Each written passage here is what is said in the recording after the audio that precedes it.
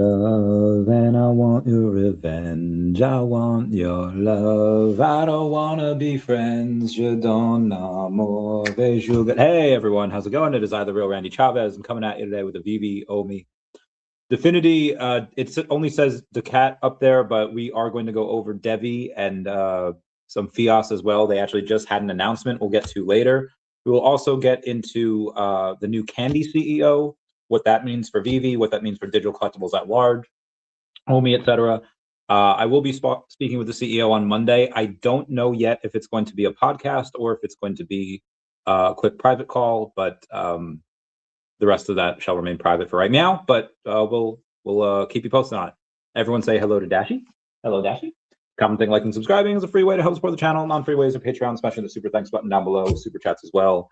Phone be blowing up, so apologies. I might be a tad distracted here. Let me get to this. What did I title this thing? New money goes into VeVe Grails. It is. What's up, William Kiefer? How's it going? Meow, meow, meow. Good day. I guess the first thing to go over is Bitcoin just kind of dumped a little bit because of what Trump posted on Truth Social. He is saying that if Iran doesn't fully open without threat the Strait of Hormuz within 48 hours from this exact point, this was 17 minutes ago, in time, the United States of America will hit and obliterate their various power plants, starting with the biggest one first. Thank you for your attention to this matter, President Donald J. Trump. As soon as he posted that on Truth Social, literally 17-ish, almost 18 minutes ago, Bitcoin decided to go from 71 to 68. It was about 70.5 to about 68.3, just a big wick down because of that. I don't know why. I feel like we're already at war with them. Like, it's already like a thing. I mean, there's no ground troops there yet, supposedly. I feel like they're probably waiting in the wings. I think it was reported officially, publicly, that there was some troop movements, but not at that exact spot yet. 68.2. We'll keep monitoring where this goes, what this does, and that's just Bitcoin. I imagine ETH is going to be pretty much the same. Yeah, ETH, same thing. Down about 4.5%, because again, it was at 21. It lost about $100 there. Yeah, just a beast of a leg down there. But again, that's just a knee-jerk reaction to what Trump was saying. I don't know what that's going to mean long term.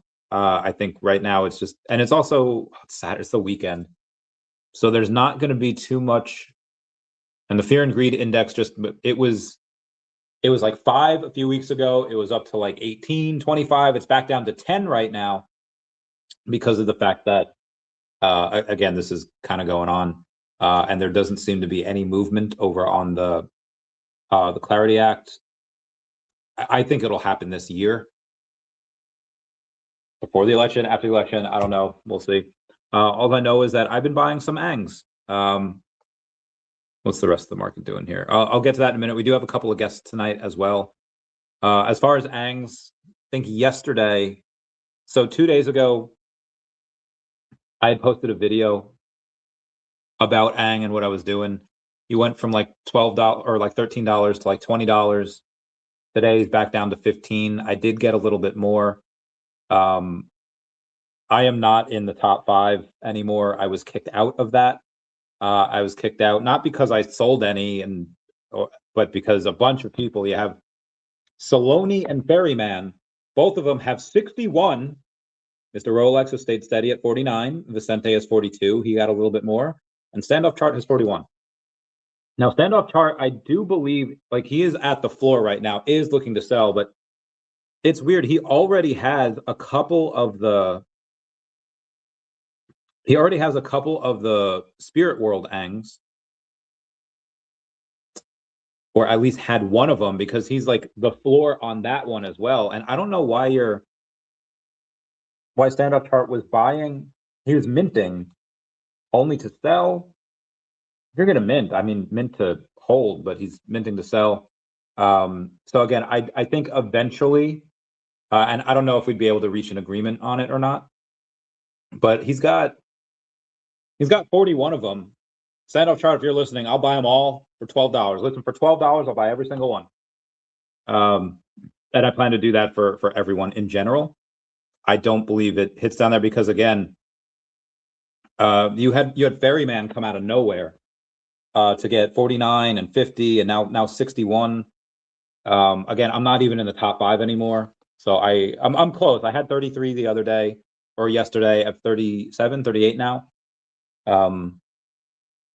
Speaking of sales, the Spider-Man that we covered yesterday, the one that went for 100 million OMI, I thought that would have been pre-negotiated. Like the buyer and seller would have gotten together and be like, okay, what's the best you can do? What's the worst you can do? You know, whatever. But it wasn't like that at all. Dance Buddha Panda was the one that listed it like a while ago. He didn't even know it sold. Because like unlike VeVe, that gives you a notification when something's bought, Stacker doesn't do that. So Omar Kasaje, Omar loves Omi, he reached out to him to congratulate him. He's like, hey, Dance Buddha Panda, congrats, bro. Like, that's a great sale. He's like, what? What do you mean?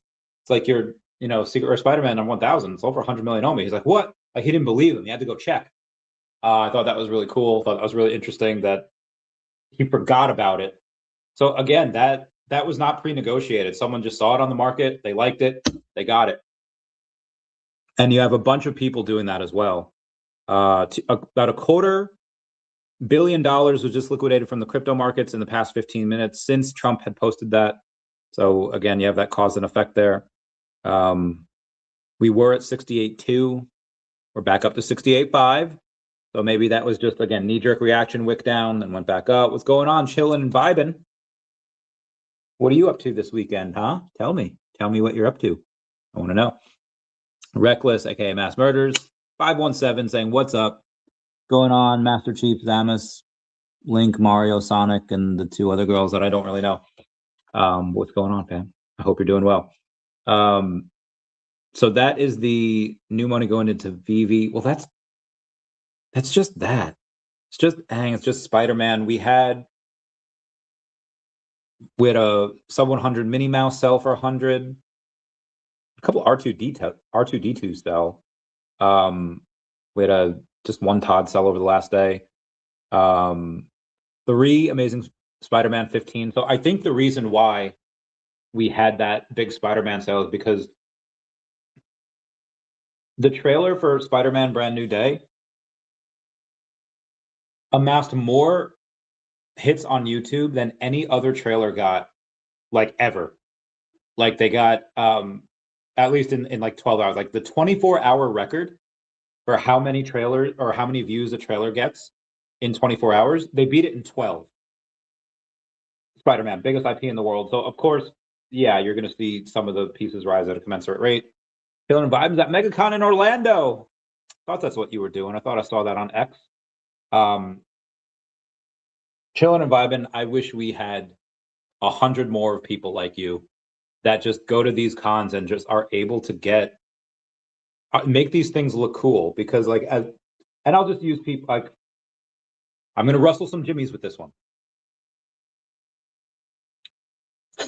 I don't know how I'm going to say this without rustling some jimmies. You give it a certain cool factor. You ever see you know Chamillionaire's song Riding? They see me rolling, they hating, patrolling, they trying to catch me riding. That's such a good song. Anthem of like my friends in my car like 20 years ago, right? Great song. There's a spoof from Weird Al Yankovic. Instead of it riding, it has to do like polka. Is like, and in that video where he's spoofing riding, he is like, obviously Weird Al is this white guy in this like back alley, and you know he's making sure nobody's looking, and it's like, oh, okay, that could have been like make him look like he's doing like a drug deal or something, but he's actually just buying like the Star Wars Christmas special on bootleg, and I was like, okay, that's funny, you know. I feel like sometimes some people, maybe the way they like talk about it or do whatever, they might make digital collecting or stuff we collect maybe look a little nerdy, which is fine. I love that stuff, but it sometimes it looks, again, a little nerdy. Like every now and then I'll scroll on TikTok and I'll see people battling with the Yu-Gi-Oh, like the armband thing. It's like, I put this card face down in defense mode, like, and they're real serious about it. And it looks a little silly. Don't get me wrong, I want to do it. It looks fun, but it also looks silly. But I feel like sometimes with minorities, we make things a little cooler. It's like, oh, that's pretty dope. Because let's face it, sometimes, but this is how some people view it. It's like, oh, what are you three white kids doing today? We're getting pizza, we're playing video games. Cool, Johnny. But for some reason, sometimes it's a little cooler when something like the minorities do it. Yeah, we got pizza, video, I don't know. It just, anyway, wish I had 100 more like you, because you help make it cool. You work hard, and I just got to give you your flowers for going out and just doing it. That's something that I should probably be doing more, going out to real life events and just showing people. Unfortunately for me, my time doesn't really allow that too much. Also, I feel like I don't live close to any major events. Candy Digital, yeah, Candy Digital's got a new CEO. We'll go over it. We got somebody coming on in 20 minutes to talk about it. No, it's not Tad. Tad will be talking on Monday. I do not know yet if it's going to be a public podcast or a private chat. Keep you guys posted. Spider-Man's most relatable superhero. Agreed, 100,000%. That's why he's the #1 superhero in the world. That's why he's skinny, kind of nerdy kid, kind of, doesn't really get too much attention from the ladies, at least not at first. I mean, obviously he gets MJ, and she's just, oh my God, heckin' beautiful. But in the, people relate to that. And again, it's hard to relate something else to it because Spider-Man does it so well. But you've ever had that? There's a movie where it's like one of Jennifer Lawrence's like first movies. She's like 18, and she wants to join like the military. And now that in general, that's kind of a brave thing to do, because regardless of what, you could go there and be like, oh, I'm just going to be a computer programmer, for the military, or I'm going to be a cook for the military, or like whatever it is. Or it's like, all right, you're probably not going to see any combat. The needs, at least as far as the Air Force goes, I assume it's the same with every branch. The military doesn't care what you signed up for. They don't care what your specialty is. They don't care what really about you. If they need a body somewhere, you could wind up going. It's up to the needs of the Air Force at that time, anywhere in the military in general. So Jennifer Lawrence is playing this character where she's like, she's brave enough to do it.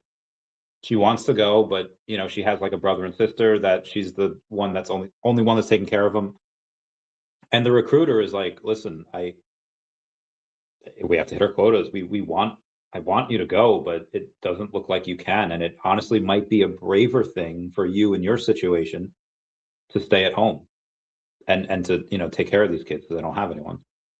And I feel like the responsibility, like, also the writers just never let Spider-Man be happy. They never let him just enjoy oh my God, he's just the man that has every right to become a villain. The man that has every right to just take a little something for himself, and he never does. I don't know. I just feel like, a lot of people kind of have, especially a lot of good people that,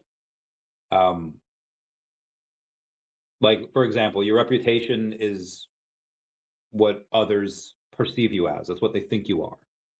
And if you're lucky, then your character and your reputation go hand in hand. But character a lot of times is doing the right thing when no one's looking, not getting any brownie points for it. Like I think it came out recently that like Brad Pitt had acquired a property, and he let the guy that had lived there, he was a widower, like live there like for free essentially. I don't know if that story is true. That could have been AI written story, but that type of thing. Like the only reason people knew about it was because like a groundskeeper happened to mention something. And that's how people knew. But it's that type of thing, like doing the right thing, something really good and getting good karma, but not having anyone know about it. And I think that's what Spider-Man really embodies. Like that's the epitome of that. Because yeah, the only reason, and this is one of the timelines, right? One universe. Only reason why people know who Spider-Man is or Peter Parker Spider-Man is because in Civil War, and this is not in the MCU, it's like in the comics, Tony Stark goes to Peter Parker, is like, hey kid, listen. And at this time he's like in his 20s, like he'd been Spider-Man for like better part of a decade at that point. It's like, hey kid, listen, we really need you on this. We really, like, everybody loves you and they respect you, and like, Cap is doing his thing. He's probably doing it for the right reasons, but it is the wrong thing. Even though I disagree with that completely. I'm Team Cap all the way. Peter Parker goes and he's like, hey everyone, my name is Peter Parker and I've been Spider-Man since I was 15 years old, or whatever the dialogue is. And he unmasks himself. He doxes himself, and he gets the shit beaten out of him. Hardcore, no Vaseline. Like he gets boinked hardcore by everyone. It's so bad. He's in a puddle of his own blood where Punisher comes in going like just murdering people. It's great. He rescues Spider-Man, and then he goes into Captain America's base, like, get me a medic now. And then everyone's like, oh shit, it's Punisher. Like he's very unhinged, right? Frank Castle. And he basically rescues Peter Parker because Tony Stark is not honest with him at all. He gives him a new suit, and you actually see that in Infinity War, like the Spidey suit, the insta-death, like all that jazz. But it monitors what's coming in, all like the feedback, but it also monitors his brainwaves going out. And that's how Tony Stark learns about Peter's spider sense, which I thought was really interesting. So again, Tony Stark just used that as an opportunity to, one, get a big name on his side, and two, just to take advantage. Be like, okay, let's learn about all this, the Spider-Man and his powers. And anyway, Peter Parker thinks he's doing the right thing, and he gets punished for it. And that happens so many. And how many times that happened? Raise your hands if that's happened to you. That's one of those things where, yeah, that's why I believe he's one of the best and relatable superheroes. And when President Obama was still in office, and he was asked who his favorite superhero was, he said, yeah, probably Spider-Man. And that's cool, having a sitting president say that your favorite superhero is Spider-Man. He's dope. Spider-Man Cigar 111, you'll have to pry it from my cold, dead hands. My man, Reckless. Get that bread. That's a good one. Okay, let's ooh, Bitcoin. Let's see what we're at now. I think it went back up to 69. Nice, very good. Because it was at 68.3. Yeah, 68.9, almost 69. So again, that wicked down pretty hard. We'll see where that goes in the midterm, or after 48 hours. Because again, Trump's going to obliterate Iran's power plants in 48. I feel like, what's his name in Mars Attacks? Can't we all just get along? Such a good one. Let's do money to VeVe grails. I didn't even go over a bunch of the news yesterday because I had stuff going on. All right, let's do Fias here real quick before my guest comes on. Fiat, well, we'll do Fias and DEVVE. Let me get to these announcements here. Big progress today on two fronts. And this comes from Tom. First, I created the first DevX transaction on staging, a minting of 100 million test coin. This represents the first DevX transaction in the new AI-created version of DevX on a persistent blockchain. I had the local version working before, but for an online server. I had to get key management in all of the AWS stacks in place, auth working, wallet generation, and the blockchain itself running on online servers. The transaction was signed with an ECDSA signature, sent to the INN, and then was allowed the core blockchain, which validated the transaction and added it to a block. I could then see the Genesis block and the minting block on the Block Explorer, and I could see the transaction details in the Block Explorer. So satisfying to see the transaction appear in the Block Explorer. Second, and equally importantly, I got the first complex arch on the web app built in the FIOS Arch Builder itself. This is weeks in the making, and the Arch Builder is by far the most complex arch we've ever built. With the Arch Builder, I created the provisional patent writer that takes users through a 12-step process that I honed when I was actually working on the FIOS patents. The Arch Builder was able to take me through each step and build the flow across each UI for each page, maintaining the final data goal, the resulting patent draft itself. I tried building the same thing on base 44 with the same input, and it was too complex and not able to do it. This feels good. It was a pretty crazy dev session the last few days. On my left computer, I was logged into WSL session on my laptop and was working through getting FIOS prod to deploy. I had a number of cleanup items on the AWS stacks for both staging and prod, and it was a couple-day process getting everything in order. On my middle computer, I have a large wraparound screen comparable to 2 monitors, and I was using WSL working on the DEVVE staging deployment described above on the left half of the screen. And on the same computer, I was using a different WSL instance and implementing the Arch Builder, in which the AI interacts completely separate AWS and GitHub accounts on the right half of the screen. Then, when the Arch Builder was building the patent writer, I started that process by testing using it to create a patent draft. The Arch Builder is in essence our own version of Claude Code. So I then had a 4th session going, using the Arch Builder that was essentially within the other session building the Arch Builder. It reminded me of Inception, dreams within dreams. On 2 of the sessions, I was figuring out the deployment of the systems where everything ultimately resides. In the next session, I was building the Arch Builder itself. And I was working within the Arch Builder writing a patent. Kind of felt like a Star Wars droid with 6 arms working on many different things. Throw in some Telegram responses, working on email and investor responses at various bits of time of availability, which were not often given because I had 4 full programming sessions going at once. My brain is tired, and I'm taking the rest of the night off, having hit these 2 big milestones. And to be sure, they are big milestones. They are both at the heart of the respective platforms of DevX and FIOS. That's what I love to see, my money at work. As previously stated, I invested 25,000 with them, which is not a lot. I will probably do more if I can go on and get something done, something sold here. In the meantime, most of the tiny amounts of capital I'm throwing like towards VeVe is just buying ANGs, just buying up Avatar: The Last Airbenders. That being said, DEVVE is down to 3.6 cents today, and FIOS is down to 0.086 cents or 0.86 cents. It's just under 9/10 of a penny. $1.1 million market cap. That's pretty low. DEVVE's $3.2 million market cap. Both of them are exceedingly low. I would really like to get some DEVVE shares, but I just don't know if that's going to happen because they should be pretty well funded at this point. But for FIOS, might get more if time allows. I don't know if it will. I'll keep you all posted. Let me know if you want any equity in there. I'll see if I can squeeze you in. Be advised, you can't do it if it's like 1, 2, or 5. It's got to be like a good amount. Well into the 5 figures. Let's do DACAT here real quick before I get our guest on. DACAT has $200 in volume, so very low.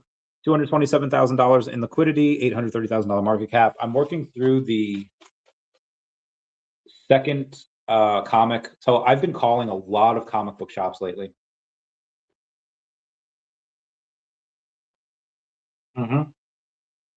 Sorry, I was just taking the protein shake. Back on the diet. It is my 2nd day on the diet, and I'm not gonna lie, it's it's not going that well. I mean, the diet is, but I ballooned back up to 194. Granted, a little bit of that is muscle, so cool, but most of that is not. Most of that is just chunk. So 194, I'd say by the end of April, I'd like to be 185. We'll see if I can do that. Really not that bad. About 5 weeks, 5.5 weeks. Yeah, I could do that. Say about 1.5. Yeah, that's fine. On the other news, okay, so I've been calling a bunch of these comic shops, and the comic shops I get 1 of 3 responses. One is the now I get it. It's like GameStop. Some of the people that work at these comic shops are not necessarily meant to deal with a lot of people. They're meant to deal with other types of nerds. And hey, how's it going? My name is Randy Chavez. Is the owner around? No. Okay, no problem. Do you know when they'll be back? No. Is there another way I could reach the owner? Silence. We don't give out that information. So like, okay, you know what? Let me try to give a call back tomorrow. And if anything, you have a good day. Okay. Word for word. And so yeah, there's autism galore in the comic book industry. But then there's some people where I was like, hey, how's it going? My name is Randy Chavez. Is the owner around? Speaking. Great. It's like, and then I would go into my pitch. I would be like, hey, I have a comic coming out in a couple months, and most of our sales will be either digital or they'll be direct to consumer. But I just want to know the criteria on what I need to do to get shelf space in your shop. Interesting. Okay, you can send me an email, and then you know, with the pitch, with some samples in there, and we'll take a look. No problem. Now, most of the times, that's probably just going to be like what they say, kind of brush me off. But there was a couple people that were, the way they said it, it was like, no, send me some stuff, right? Again, they're at work, they're busy, but you know, send me some stuff, and they generally would take a look. How much of that is going to translate into actual them carrying it? I don't know. Then there was a couple people that were, there's actually one owner, I think it was called Laughing Ogre, and they were just like, yeah, we'll take a few. Cool. Like there was nothing needed. It was like well, I was like, okay, like you know, I have, you know, 80 pages on this. We're gonna do like $10 a book. She's like, cool, we'll take it for 5. How many? And I'm hoping they'll do like, you know, 20, 30. It's like, we'll take 3. It's like, okay, that's fair. I'll give you 3. It's like, yeah, and if we get you know, if we get some sales, you know, check in and we'll take more. Okay. So not exactly the volume I was wanting, but then I had realized that through the help of a couple friends in the industry, they're like, bro, just go to the distributors, because there were people that was like, that had said, hey, I've never done this before. I was like, okay, so you never worked like independent, you know, publishers? Like, no, we have these distributors. They tell us what we get. Okay, and then after making a few calls, so again, this is the work that I've been doing for DACAT, a lot of which led to very few actual commitments. We are starting to get some revenues coming in from people ordering like the 1 of 10 or the 1 of 20, etc. For these 2,000 books, because there will be special covers, there'll be special variants. I do have to talk to David about how creative and how fun I can get with that, because I do want VeVe to have a thing. Give me one sec. Later. Oh my god. Oh my god. Busted. I love my friendos. They're great. We get a, yeah, so we've gotten a couple revenues from that, but I don't know if VeVe wants to have like their logo on some of them. I think it'd be cool if they did. It's something that they did with the addiction comics, so I think it would be cool if we had that with this. Again, they don't need to. They have so many other licenses and IPs. They don't need to do that with us, but I think it would be fun. I think that would help. I mean, honestly, they don't need to. They would sell out anyway on VeVe regardless. But for the physicals, again, I would like them to have some type of ownership in us. I think that would really solidify the relationship. Make sure I don't go anywhere else, because there's going to be a lot of other places that would probably try to snipe me. And if I'm co-owned by VeVe, then maybe, just maybe, they could make some money on that, or they could have some veto power. I don't think I'd sell them that much that they would have the veto power, but we'll see. Anyway, we do have Derek Snook coming on, so let me go in and go to my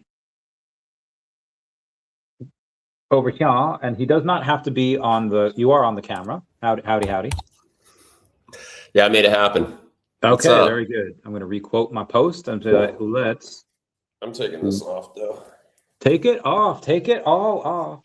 Anything for you, Randy. Welcome, Derek Snook. Let's get this bread. All right, we're gonna be talking about. I don't know what they're talking about. Sorry, love Ozzy Osbourne. Are we live right now, or yes, can I? Yes, we are live. Yes. Oh, I wish I could. I need to repost this real fast. If you got. Oh yeah, you can go on. So I just tagged you in the re-quote. So okay. On X, you could just repost or do a quote, whatever you feel like doing. And then I'll wait for you. Yeah. I'll wait for your key, and then I'll get that. Yeah. All right. I just reposted it. Okay, very good. So for those of you that do not know, Derek Snook took a pretty big bet. Maybe not as risky as some might think, because there's a lot of physical grails that we all know and love, and the physical grails from either Pokemon cards, it's comic books, it is sports cards, that a lot of them are hitting all-time highs. And the digital counterparts to a lot of them are like 1% or even less than that of their physical counterparts. So what Derek did is he bought a bunch of the Ohtani is probably the ones that you're most well known for, saying that you don't necessarily expect the digitals to ever catch up to the physicals, but even if they go from being 1% of the value to 5%, that's still a major, major upside. Tell us a little bit about your intro to digital collectibles and why you decided to settle on candy. Yeah, so let's see. Do you want the intro, or you want the thesis, or the big? You want to start with the big news, or you want to end with the big news? You want to end with it? Well, how long do I have you for?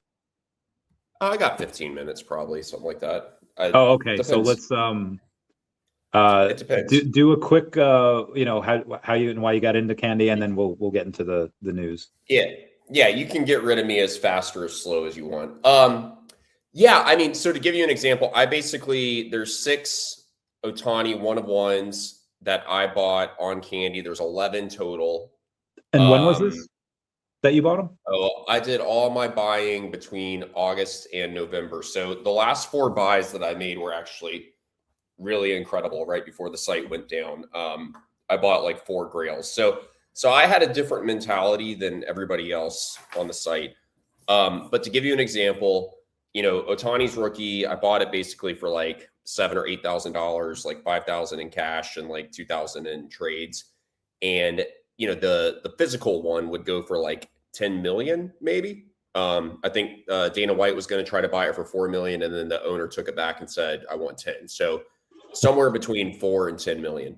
So when I was just doing the math, I was like, this thing isn't like 95% off. It's at 99% off. 99.5. Yeah, it's like 99.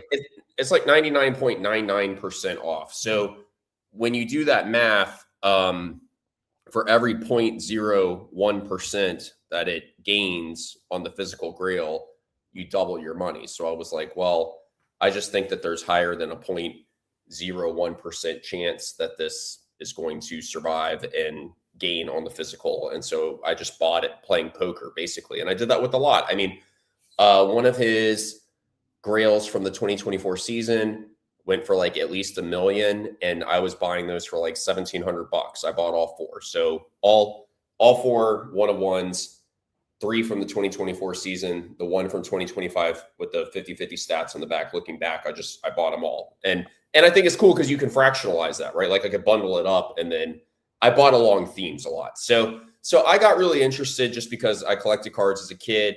I'm a marketplace founder. That's what my background is. I felt like people didn't really understand marketplaces. I felt like a lot of the buying at Panini was being driven in part because they have a successful marketplace, but that it was not necessarily a reflection that Candy had a really bad product. In fact, I thought Candy had a really good product, but a really inefficient marketplace. So kind of between those things, I just started buying, and then I started buying along the themes of Shohei Ohtani. And then the other one, let's not forget Junior Caminero. He had 3 home runs in the World Baseball Classic. He was the only run against Paul Skeens. He hit a homer off Paul Skeens. So he has more home runs than any player his age or younger, other than 2 guys that are both in the Hall of Fame. He had like 45 home runs last year. So I bought 70% of his rookie cards.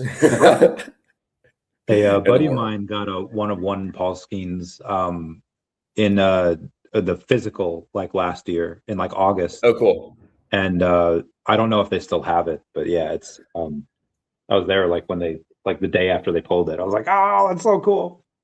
Yeah, and I mean, just to the scarcity, like we know that there's 11 MLB licensed Ohtani 1-of-1s, and in physical, like nobody really knows. People estimate between 750 and 1,000. So it's like I was just really drawn to the scarcity, the fun of it. I mean, I'm not going to defend digital collectibles right now, but that was how I got into candy specifically. Yeah. And then I bought along the lines of wanting to get blue chip grails. So I bought mostly Ohtani, but I also bought some other blue chip grails. And then I went on the rookie thesis as well, because candy was the only people producing anything for it's either 2022 forward or at least 2023 forward. So that's why I picked Junior Caminero, because I was like, I want to get someone that I believe in as a prospect, that this is the only place in the world to get it. And then same with a lot of the other Ohtani stuff, like his 50-50 moment, there's only 99 of those and nobody else was even making anything during that time. So there's massive scarcity there. Agreed. There's Candy was kind of going through it. So they don't just have the MLB license. They have the DC Bat Cows, which that might have actually hurt them in the long term, because they had wanted to, and we'll get to what we'll get to the new CEO and the tweet in a minute, but they had promised a lot of stuff, the Bat Cows, that you can influence the direction in which characters go in comics, something to do with movies. Like, it was a lot that they were promising. And it seems like any new owner would have to either fulfill that promise or renege on that. So that might have actually hurt them. The other license they had was DC Comics, like in general, like they would get these facsimiles that were kind of re-releases. I don't know if you can read them or if they're just, can you read them? I've heard from the DC guys you can read them. I mean, I don't know about DC, so I'm not the expert there, but I've heard from the DC guys that you can read them.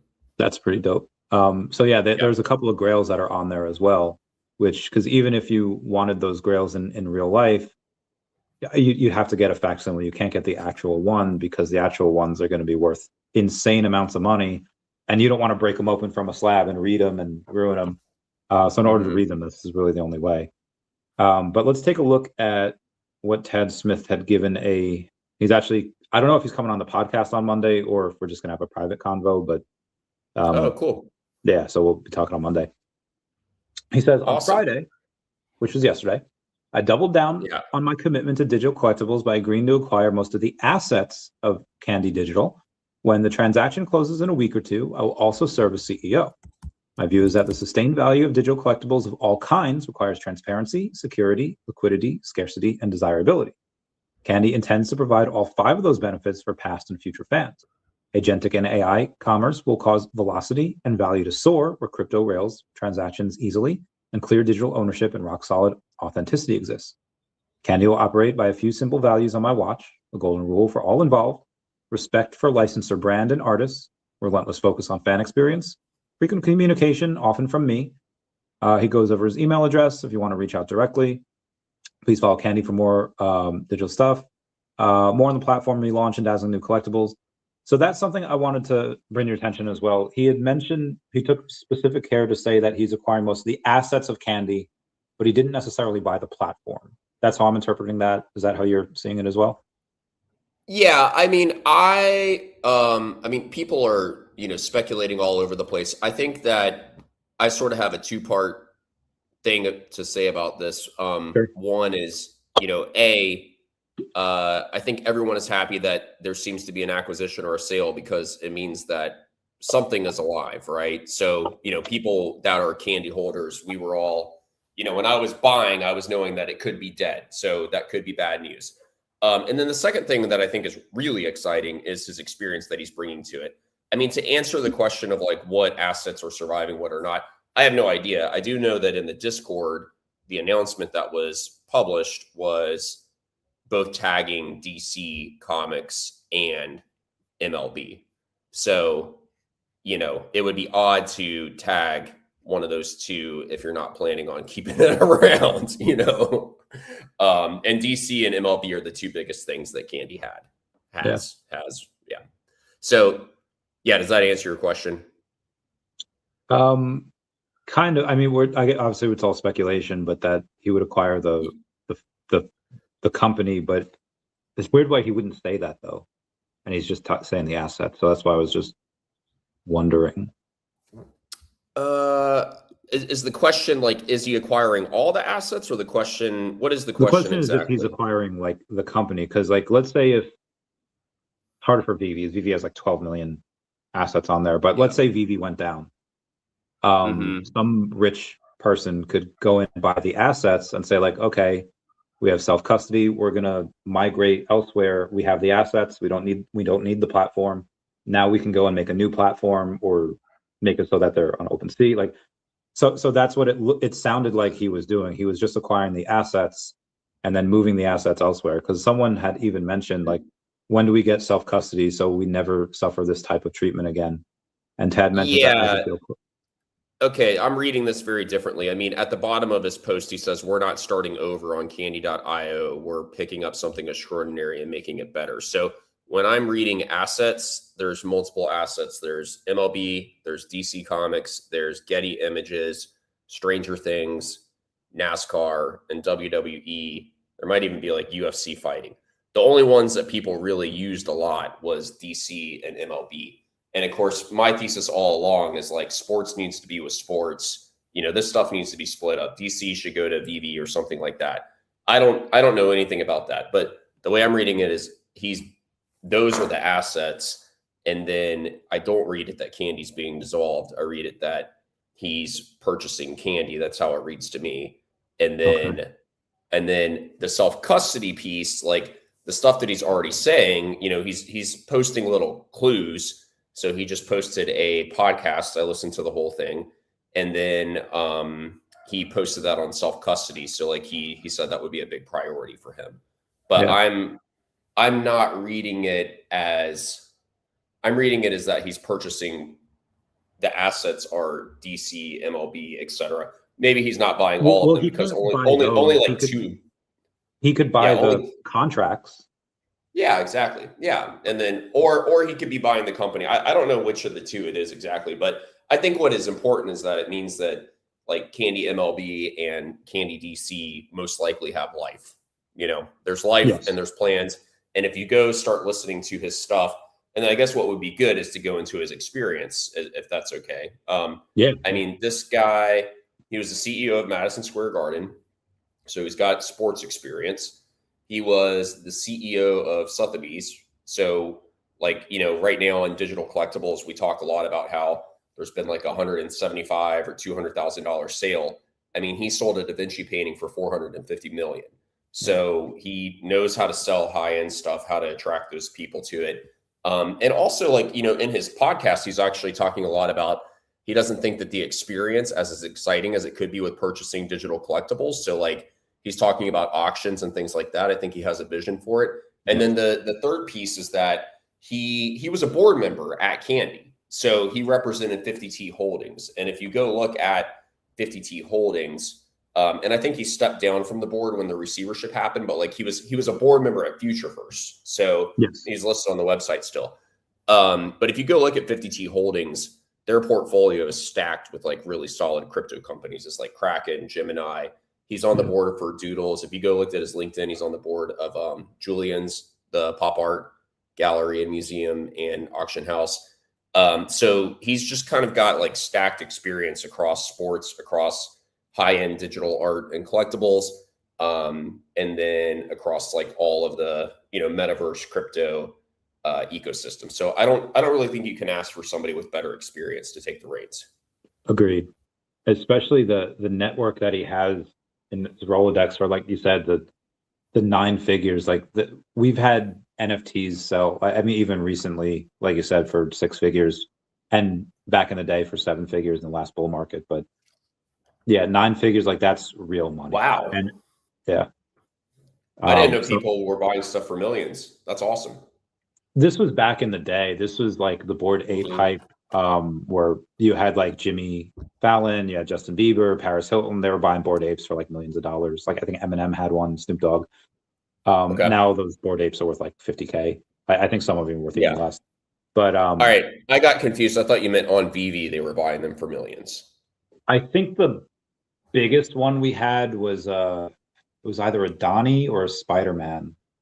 It was like, Okay. I think it was like 80 or 100K.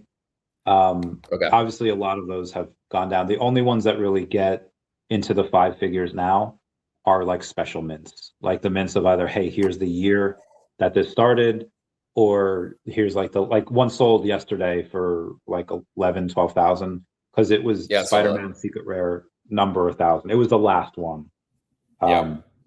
So I mean, aside from that, you don't really get a lot of sales in the my VeVe gold logo number 41. That sold for 20. That was Cool. last year. Yeah, so that was a big one. But Cool. again, because that's the lowest mint number. Most of them sell for like 3 or 4K. Yeah. But yeah, I think that once the Clarity Act passes, the war with Iran's over, Jerome Powell gets out, you have a bunch of money come in here. A bunch will go into crypto and digital collectibles. So and again, his network is huge.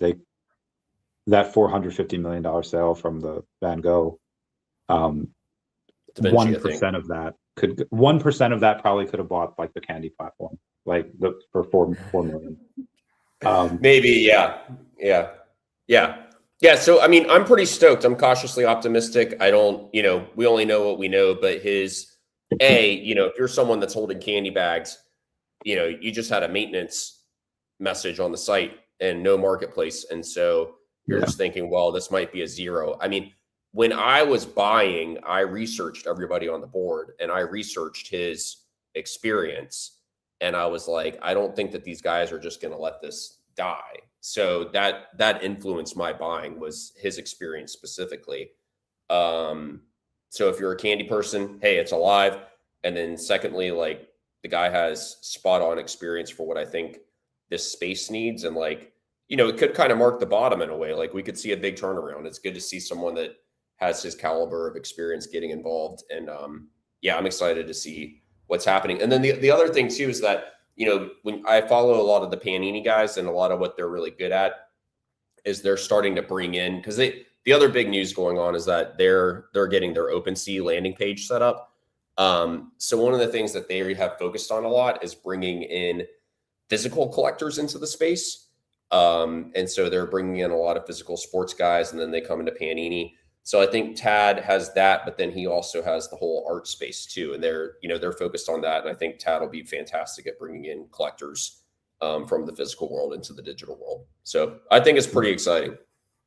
I really like his response to this guy named Mike O, or Mike Magic U2 on X, who seems to be just going over a couple of his tweets there, like a very negative person, someone who would be considered like a fudder. And he says, when do we get self-custody so we never suffer this type of bullshit treatment ever again?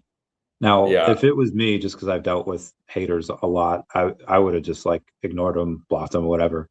But Tad quotes it, and it's just like, if the Candy digital deal closes as I expect it will, the ability of fans to self-custody their NFT collections will be one of my top priorities.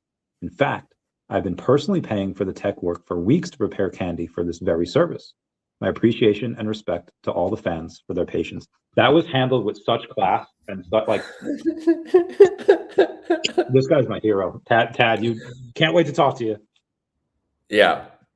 Cool, man.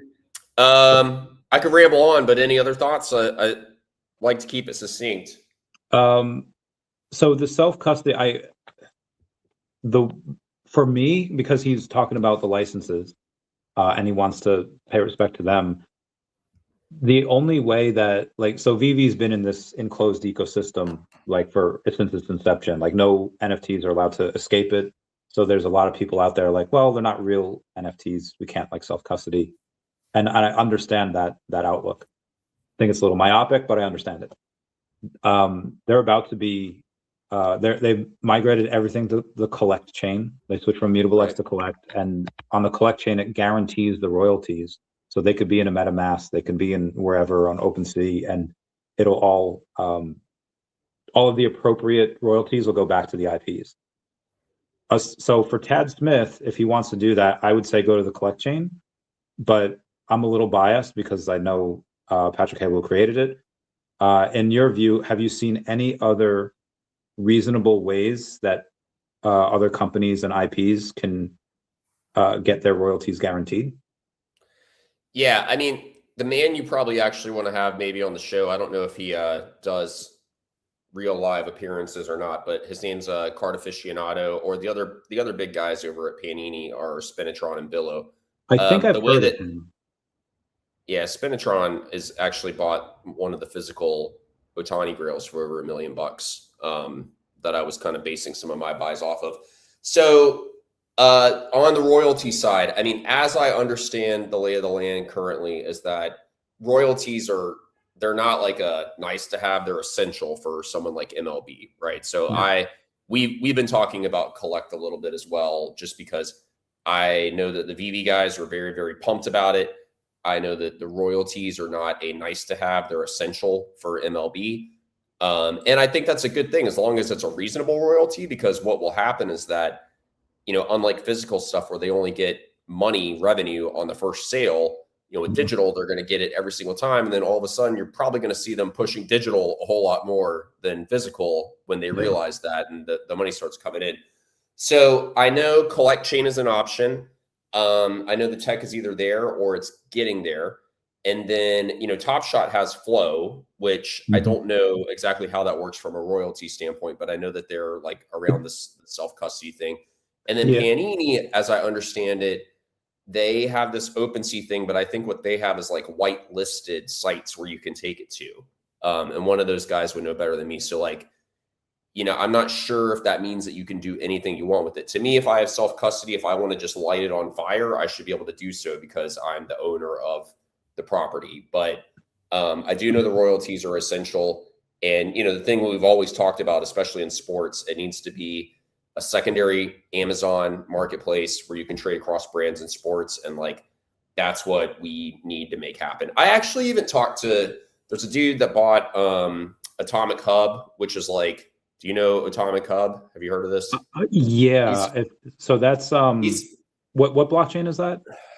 It's Wax. I don't know much about it, but I mean, my first NFTs are on there. Yeah. So I talked to the guy that bought that, either him or his venture studio, and they're working on that kind of stuff too. So like everybody's realizing that like you got to give your collector self-custody or they're not going to take it seriously. Royalties are important for the IPs, and getting the royalty correct is a big obstacle that is getting solved to get self-custody. So we need both of these things. And then people ultimately, I think, are going to want to trade across brands and sports. Like they're going to want to be able to trade a Panini Mahomes against the Top Shot LeBron against MLB Otani. That's going to get hard. That's probably the hardest thing to go across. Technically, yeah. I think that's what we got to get to, though. I mean, because then you have the actual physical experience, which is you can walk into any physical card show, any physical hobby shop, and you can do exactly that. You can trade across brands and sports, and that's a big thing that digital's missing. Yeah, agreed. This would be great. Either way, I think this is very bullish for digital collectibles in general. Like it. Like I say, like this will probably. I know all this is happening for Candy, but I think that because of the rise that he's going to give to Candy and how much it's going to shoot up, it'll be good for NFL all day and NBA Top Shots and VeVe and anything else out there, because of the fact that what happens to one affects the other. We're all in this ecosystem together, and it's good for the hobby. So this is very, very exciting. I think it's pretty exciting too. And I mean, you know, he knows all these high-end digital collectibles artists. So like, wouldn't it be neat to see someone like Beeple make an Otani, you know, Yeah. like, what might those collaborations look like? Yeah, that we'll see. Are you going to go? So have you been looking at any other type of collections? Like, have you taken a look at like Milady makers or chimpers or Claynosaurs, or just like, nah, I'm going to stick with like what I got? Well, I shot my load first off. Like I spent the majority of my expendable income that I could spend on actually two things. It was the Candy Grails. I did buy an Otani Kaboom on Panini, which, you know, they have baseball for 2021. It's not licensed, so I'm not a big fan of that, but I bought it because of some of the advice of the guys over there, and I trust their opinions and perspectives. So I bought that. I bought some Otani stuff on Topps. And then the other thing I bought a crap ton of that I still desperately believe in is Punk Strategy. I bought Punk Strategy. The you know what that is, right? Is that like an ETF for CryptoPunks? Yeah, exactly. Like, Yeah. Punk Strategy is to CryptoPunks what MicroStrategy is to Bitcoin. They So have a cool. treasury of crypto. They have a treasury of CryptoPunks. Whenever you buy the coin, it takes a percentage of that. It buys more CryptoPunks. It then relists the CryptoPunk, and then when the CryptoPunk sells, it takes all of the money from that sale, and then it burns the coin. So I bought at the top at 30 cents. It's now at like 1.3 cents, and I've bought all the way on the way down. So my average is like 6.5. But yeah, those were my two things. I was like, huh? Where can you buy that? You can get it at CoinGecko. You can put it in there. It's Token Works. But yeah, I mean, I just saw that PNKSTR. I'll if I can join it in the chat. Okay. I don't know if PNKSTR. There you go. Yeah, that's it. So I've been buying that on the way down because I just think it's cool. I mean, obviously it's going down in part because punks are not selling, but at some point when punks start selling, you know, they own 40. The treasury has 40 of them. And, you know, for me, it's liquid. You're not sitting there holding a punk. You got to figure out if you're going to sell or not. Yeah, I it's couldn't afford 184,000 in volume too. So there's some volume on it. I couldn't afford to buy a whole punk, nor did I want to buy a whole punk, but I wanted to have exposure to it. So those are my two things. And actually, they've got strategies for like all the other ones too. And a percent of those all flow into punk strategies. So it's kind of like an SPY for digital collectibles. I'm actually like I'm really surprised people don't talk about it more, to be honest. Yeah, that's really cool. I'm gonna see if I can reach out and get someone from the team on because that's cool. Yeah, it's super cool. So TokenWorks is their parent company, or that's their okay. Yeah. Yeah, I'm gonna have to do that. So those are the things that I bought. I think all the other stuff is really cool. I mean, if there's anything that scares me about the space overall, it's just like how much there is, you know. People got so much stuff, but and only like 1% of it's probably going to be valuable in the long term. But those were the two things I bought. I mean, that's why, you know, you're going with not just any random baseball player. Oh, this person played third base for the Pirates in 2011, and you know, like you're getting like the big name. So like even on VeVe, I tell people that like the New Jersey Devil Cryptkin that's worth like 80 cents is probably not going to be a very big winner for you. You probably lose money on it. But yeah, for the main stuff like Spider-Man and Aang and all that, you know, you'll probably do pretty well. Everybody has their strategy, you know, like people in Panini and Top Shot, they get really into set collecting. A lot of people like the mid-tier stuff because they feel like, okay, like the big stuff's out of reach, but when money comes into the space, I'm going to get a 2 or 3x return. I mean, my whole strategy was just, I'm going to go for Otani and I'm going to pick one rookie that I really like. And, you know, he has 208 digital collectible rookie cards in the world. I own 168 of them, I think. So like, I was just like, these are my gambling lanes.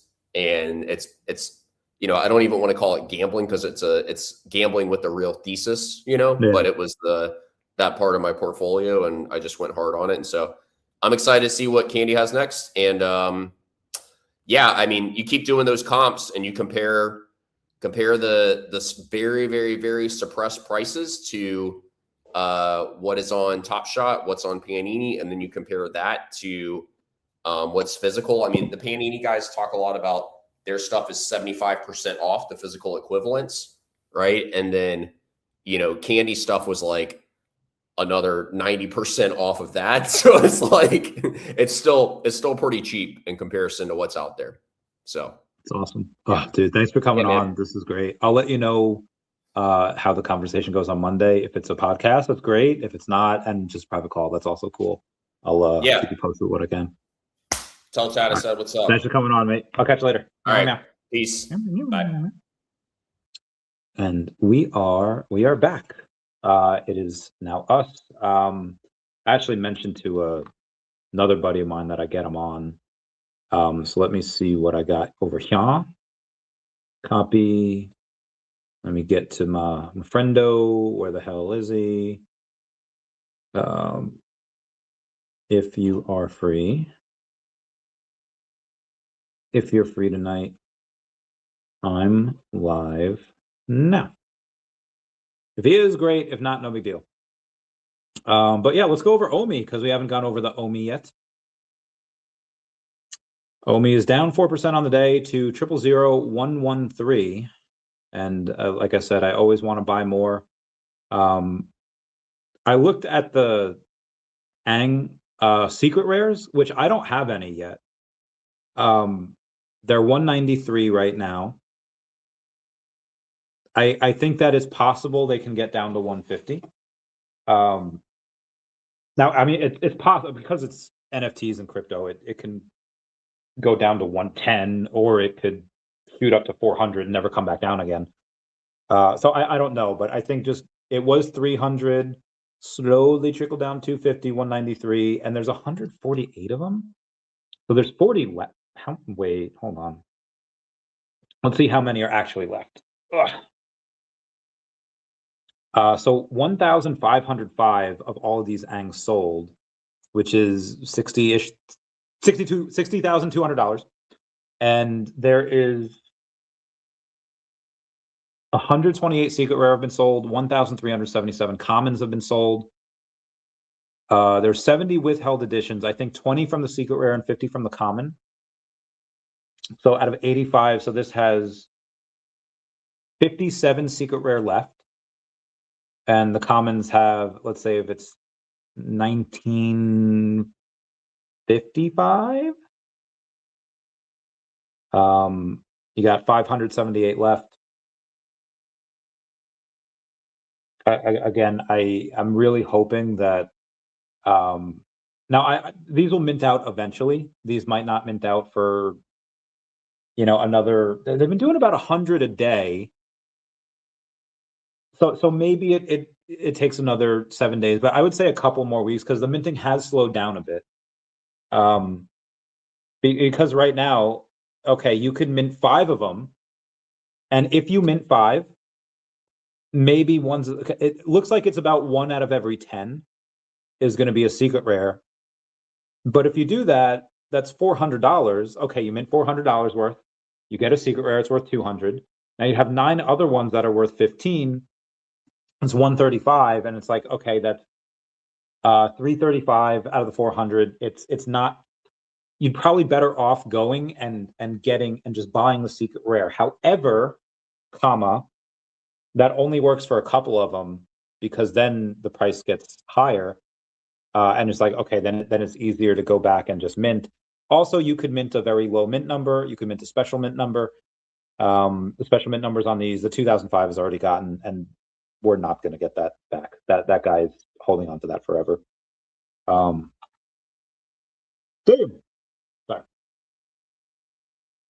Anyway, that's the Ang. Let's go over some of the news here because we haven't done the news in a little bit. Did we do the unfolded news? I don't remember where we left off here. Okay, all right, here we go. I think the one of one. Oh no, the one of one is the one of one actually doesn't start until Monday. Nicolette Boldar, I think. The beautiful digital artist proof is mixed media piece featuring Nicoletta's iconic cartoon-like style that captures a fiery red of Iron Man's fist. Silent auction will run from Monday, 23 March at 3 p.m. Eastern Standard Time to 27 March at 3 p.m. Eastern Standard Time. That is that Friday. This looks really cool. I don't know what the minimum bid is. Probably 1,000. I'm not gonna lie. If extra $1,000, I'll stack some Angs. Oh, I can't believe I missed those partner statues. The number 42 partner statue went for $6,800, and I'm pissed off that I didn't get it. I didn't know. And then we had other partner statues for like $850, and I messed up. We did have a third update on VeVe in 3 weeks. What are they up to? Asked VeVe Meister. I don't know. The SEC Chair Paul Atkins says the SEC interpretation on crypto assets is just the beginning.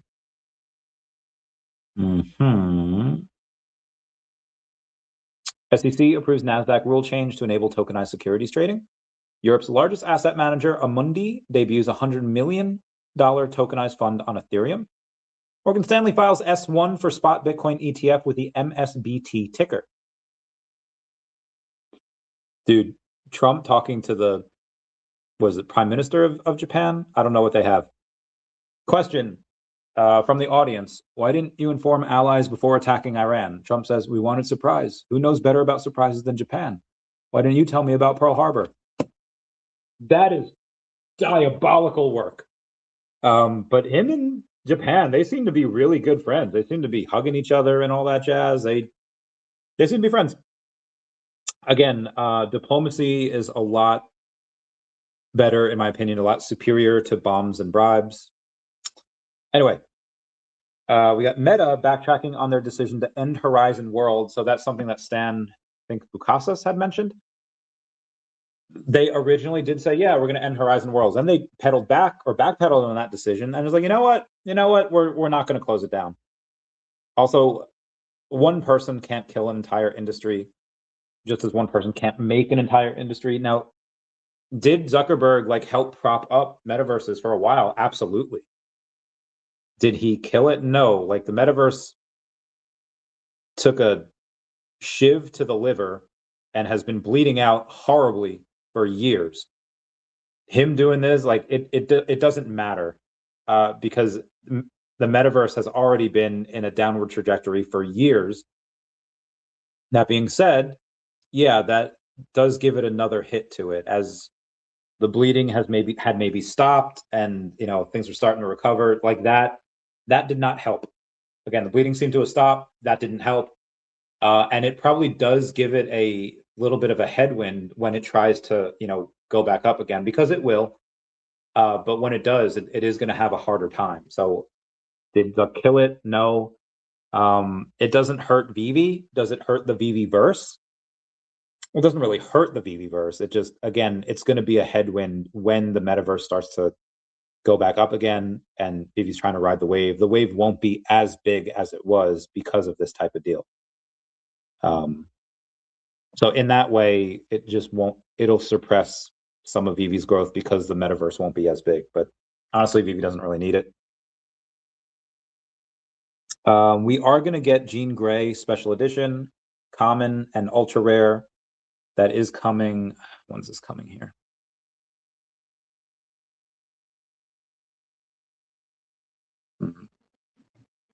I thought it was coming soon. Okay, March 28th.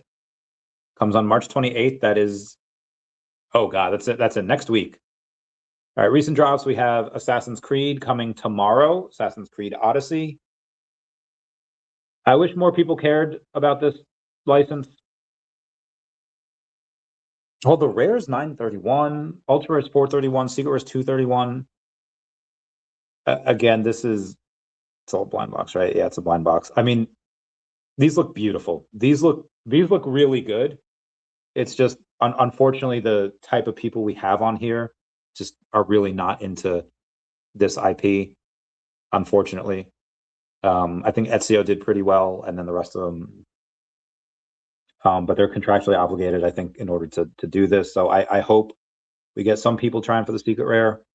Aside from that, we have the Nicoletta Baldari, one of one that comes out on the 23rd. Uncanny X-Men number 125. Jean Grey is alive and well on Muir Island. I don't even know how to pronounce that. When Cyclops learns the news of this, he also discovers that the security on Muir Island has been breached and that Lorna is in grave danger. How the X-Men respond. I hope there's only 1,000 of these. It's good. There's only 1,000 of these. 49 of them are withheld, which is great. X-Men number 28. Sabretooth remains a prisoner inside the X-Mansion. Cool. There's 1,000 of them. I really like the fact that these are getting just 1,000 mints. I really do like that. Uncanny X-Men, issue number 8. I think this is a good one. Federal ungrateful Homo sapiens. The Beast leaves the X-Men to enter the wrestling ring. Oh, I actually do like this one. Too bad he finds Unus, the untouchable, waiting to knock him down without lifting a finger. I think this has got to be 1,000. Yeah, it's 1,000. I might actually get that one because that one seems pretty cool. And yeah, you have the Phoenix 5. I think there's a diorama that you get with this as well. Yeah, the diorama looks cool. And it's, I think it's like, oh, it's $30? Okay, $30 for the diorama. 1,922 of them. Really? 1,922. And the Phoenix, okay, 1,663. Okay, gotcha. It looks cool. I can't wait for it. Let's get to more of the news. Markets now expect no more cuts in 2026. Next cut is priced in for September of 2027. Honestly, at this point, we might have to wait until a Democrat gets into office. That's probably a small reality, but it is a reality that might come through. North Carolina introduces a bill to establish a strategic Bitcoin reserve for the state. Good for them. Darth Vader Samurai, Wrath of the Dragon, that secret rare, it's only 77 of those. That did sell recently. But that was interesting. Somebody yeeted $7,600 worth of OMI in one sale the other day. Got bought up pretty quickly. Crypto Clarity Act inches towards Senate hearing as lawmakers weigh legislative trades. A guy named Stir Crazy over on VeVe posted on the Facebook saying, I sold a great majority during the crazy boom because all seemed and definitely turned out to be unrealistic. One of the few smart decisions made, but of course, wish I sold off even more than I did. I've slowly been snagging things back up now that are dirt cheap compared.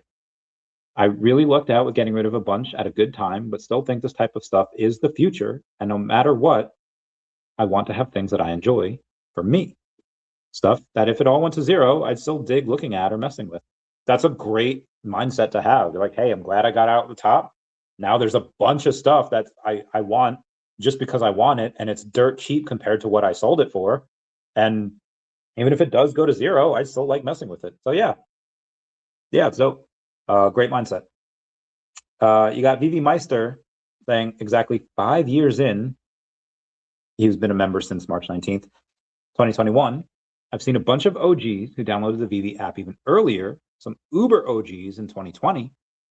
So where do we go from here? If you've been paying attention, you already know that 2 specific CEOs coined the new time frame, 5 to 10 years. There are plenty of haters wishing for VeVe's death. Ironically, almost every other officially licensed digital collectibles platform utilizing blockchain tech had to close their doors. But VeVe is still standing. Why? VeVe was never just another NFT project.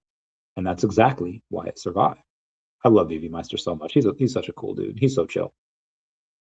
BlackRock sold $37 million worth of Bitcoin on the 19th. IDF soldiers reportedly filmed looting homes in southern Lebanon. Video shows troops taking belongings from civilian houses during the ground operations. Israel's campaign has displaced over 1 million Lebanese in under 3 weeks. This news comes from Mario Nawful. Tick tock, take a chance. Trade stock, perpetual futures 24/7 on Coinbase. Nice. Squeebs, I love you. Is this from yesterday? Oh, it is from yesterday. What do I have tomorrow? All right, I will try to get actually gonna end soon. Will be live again tomorrow. Scott Colantonio might come on tomorrow. Yeah, I had a bunch of meetings today. Most of them went pretty well. We've got, I think that's it, unless anyone else has anything. I'm gonna bounce right now. And it's gonna be 80 degrees tomorrow. That is nuts. Anyway, guys, that'll be it for me. Please comment, like, and subscribe. Comments are good for the YouTube algorithm. And everyone say bye-bye to Dashi. Bye-bye, Dashi. We love you. Hey. Oh, I love you all. I'll catch you later. Bye, guys.